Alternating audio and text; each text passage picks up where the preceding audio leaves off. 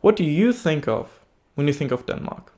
I'm gonna be honest with you, I can't really think of that many things. It's just torn between Sweden and Germany, minding its own business really, but it doesn't really have that clear of an image as other European countries do.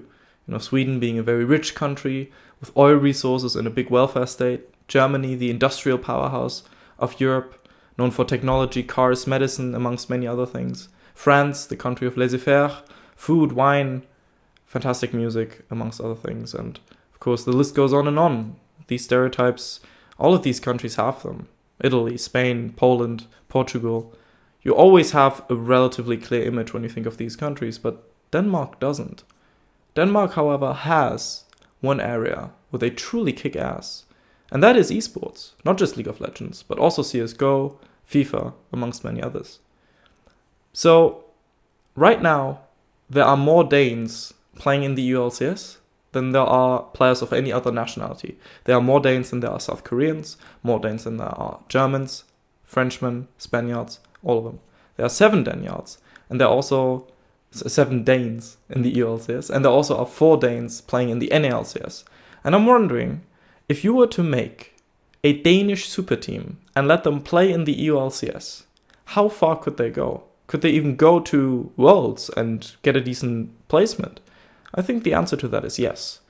When you look at the Danish scene, it's not just the quantity of these players, but it's the quality of them as well. And that's what we're going to discuss now.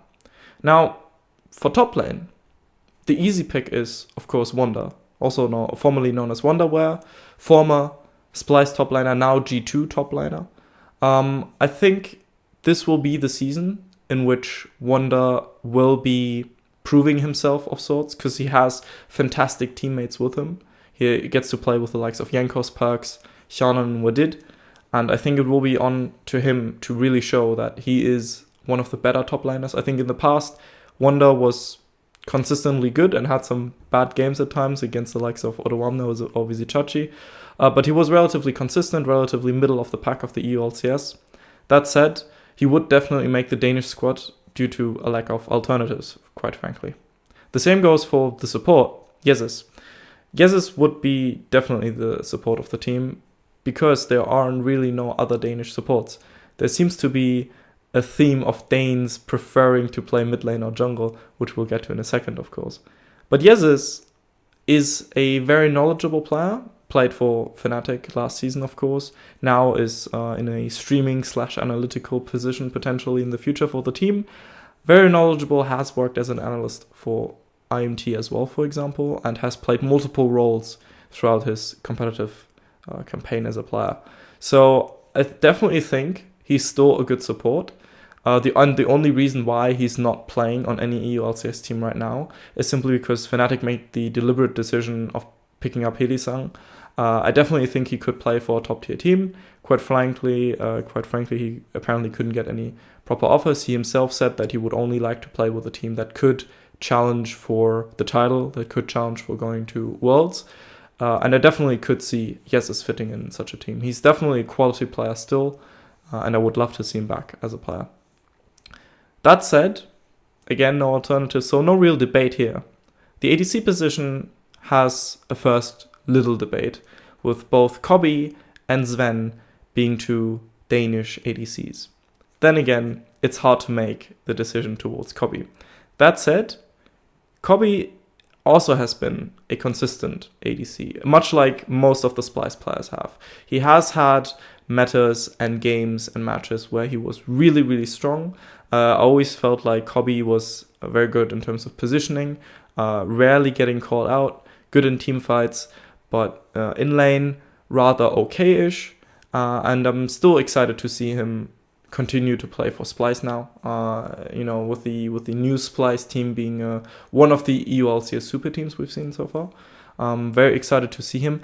That said, Sven, quite frankly, at this point has made a case for himself for being one of the best ADCs we've seen in the West of all time. I personally would rate Sven as the second best Western ADC of all time. I would rate Reckless in first, Sven in second, and Doublelift in third.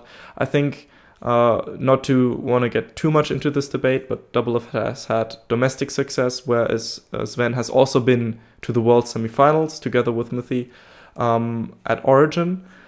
That said, it would be very interesting to see Sven in a partnership that isn't him playing with Mithy, because we haven't really seen that yet. He's played a lot of solo queue with other people, but that doesn't really amount to too much. So it does beg the question, how much of Sven's strength is his partnership with Mithy? But at the end of the day, the guy has been to Worlds 3 times. He has won 4 EULCS titles. He has had even more domestic success than Doublelift, for example. And, when he was still at Origin, he was really carrying that team at times as well. At G2, I felt like the first year, Sven was also really insane. And it was other players choking at the end of the day. But in the second year, I felt like Sven took a more laid-back role when you looked at G2 in summer and spring. Even though at playoffs, Sven, again, completely popped off. And that's usually one of his qualities. He always shows up when needed. I've never really seen Sven playing bad. I can't recall a game where Sven had a really horrible game and was like the reason his team lost. Even when he was, 0-4-1 and had a bad score, so to say, it usually was due to his teammates, not having a good game as well, and them in team fights losing at the end of the day. Sven is just a phenomenal player, both in terms of his team fighting, his mechanics, and his champion pool is usually working out to be quite good as well. I love to see Sven on Sivir multiple times, and it is, at the end of the day, a rather obvious decision. That said, I now have to make 2 rather difficult decisions, because it's about the jungle and the mid lane role. And I think jungle will cause the most debate, because right now we have 3 Danish junglers that are heavily relevant in EU and NA. We have Svenskeren, who's been around for a very long time. We have Cold, formerly known as Trashy, former Splice jungler, now Unicorns of Love jungler. Svenskeren, formerly SK, TSM, and now Cloud9, of course. Who's also been around, Trashy that is, for a very long time, has also been to Worlds, just like Svenskeren. And we have Broxah, who has been playing for a year now in competitive, got subbed in week 4 of EULCS spring of last year, 2017 that is, for Amazing. And since then, Fnatic has had great success, partially because of Broxah really kicking ass, really stepping up, and being a very good jungler, even at Worlds. So my choice for the jungler would be Broxah. And here's why. Svenskeren, very simply put, has had a bad year at TSM. Last year, he really wasn't able to show any of his skills. I know he had a good tournament at Rift Rivals, for example, but I always find Rift Rivals to be a relatively hard unit of measurement, because both G2 and Fnatic were heavily struggling before that, like in terms of how the team was working out and stuff. I did interviews with all these players before, during, and after Rift Rivals. And there was a very clear pattern that they had to figure out stuff for the EULCS competition and weren't really focused on Rift Rivals whatsoever. Whereas TSM were in the form of their lives, and Svenskeren was, able to pick stuff like Lee Sin and show his mechanics once again, which was nice to see him blooming up again. But come around Worlds, and Svenskeren, quite frankly, it is a bit of a consensus and it's a bit of a harsh meme maybe, but he did feel like he had no impact in many games, basically you being a ward of Bjergsen. I know this sounds harsh, but given the recent performance of Svenskeren, I think it would be unfair to someone like Broxah, who has had fantastic performances in recent months and in the past year, to still give him the benefit of the doubt and give him the position over Broxah. Even though Svenskeren, of course, has a lot of experience, and that helps. When you look at the rest of this team, everyone on this team has an insane amount of experience, right? Everyone on this team has been playing for multiple years, with the exception of Broxah, if I were to put him in, which of course I would. So that level of experience isn't really a necessity as much as it would be in other team compositions. I think Broxer, quite frankly, has the same amount of ability, the same amount of mechanical skill as Svenskeren does theoretically, but he's been able to show it a lot more, and he's also been able to put in insane performances in a team that on paper honestly didn't look as good as TSM. He still, went to Worlds, had a very interesting group phase, barely managed to get out of groups, and then lost to RNG together with the rest of his teammates. But given that Broxer is also, or was a rookie, and it was his first Worlds competition and everything, I think Broxer still has so much room to grow, and he does have a really good mindset as a player. I've interviewed him multiple times at this point. There are few players who I think are as hungry and dedicated as Broxer. In terms of a personality, he's a very focused but friendly player, and I could honestly not imagine him, for example, being a rather toxic guy. When the team fails, I wouldn't imagine Broxer being the first one to point fingers or to complain about other teammates. Quite the opposite. I think he seems very self-focused. He seems like a very genuine player, and I think he would therefore fit perfectly into this list of veterans amongst other players. Trashy, we have to talk about Trashy for at least a second, of course, has had lots of experience, and I think he's a really good fit for the Unicorns of Love, which I've mentioned in my EULCS Spring Split 2018 Spring Split preview. I think he's a good fit, but he's a good fit for that team because he does bring a lot of experience and calmness and rationale in case shit hits the fan. But with this Danish team, you already have, someone like Yezus, someone like Sven, someone like Wonder, who have been around for years. So you don't really need that kind of experience. These players already know what to do when stuff goes wrong. You can read my interview with Yezus about the mentality at Fnatic when things were going wrong for them, when they figured out during Rift Rivals that their compositions at the ULCS weren't going to work out anymore.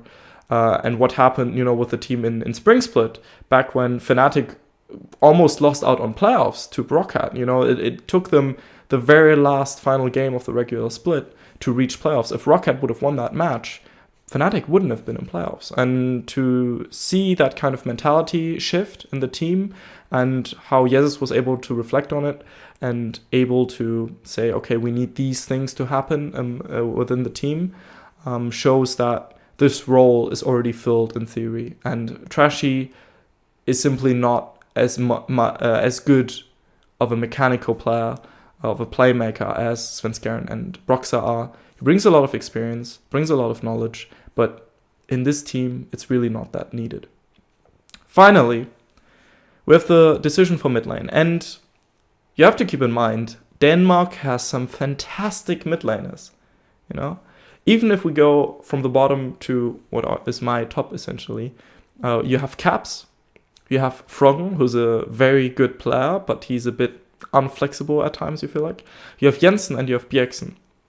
Now, the latter two especially are in such a tight competition with one another. When Summer Split 2017 NA Summer Split came around, the end of it, and it was time for voting and who would get the MVP award for the mid laner.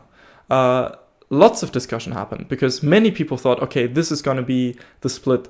This is going to be the time that Jensen is going to get it and not Bjergsen. And at the end of the day, of course, Bjergsen got the MVP award, most valuable player of the summer split.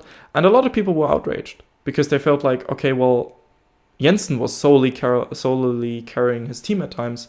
Bjergsen wasn't. Bjergsen has fantastic teammates around him. Why does he still get the award? Is it because he's gotten so many rewards before? Is it because he's a poster child of Western League of Legends in a way? To that I say, to an extent, I agree with your position. And if this would be an option, I would definitely take in Jensen as a sub, because I would love to see this team trying to work together and then see who would be more needed. Would we need a essentially very complete player and a perfect team player like Bjergsen, or would we need a very hard carry like Jensen, who then doesn't really get to dictate the game as much as other players, for example. I think both of these players could very much work out. But Bjergsen, as I've just said, is an insanely complete player.